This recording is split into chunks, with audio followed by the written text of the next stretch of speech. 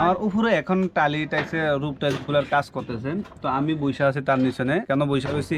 মূলত দেখার জন্য উপরে প্রচুর পরিমাণ নাকি গরম এবং নিচে কি গরমটাকে আসতেছে কিনা এটা দেখার জন্য। তো আমি দেখলাম উপরে প্রচুর পরিমাণ, সেখানে হাত দেওয়া যায় না, মানে হাত দিলে কিন্তু হাত পুড়ে যাবে এরকম অবস্থা হয়ে যায় রূপ টাইসের। কিন্তু এখন আজকে তাপমাত্রাটা ওয়েদারটা কিন্তু একবারে খুবই বাজে অবস্থা হয়ে যাবে আজকে। দেখেছি 31 ডিগ্রি সেলসিয়াস তাপমাত্রাটা আজকে, মানে রোদের তাপমাত্রা এত বেশি। এর ভিতরে আমি নিচে বসে আছি, তাপমাত্রাটা কি নিচে আসতেছে কিনা।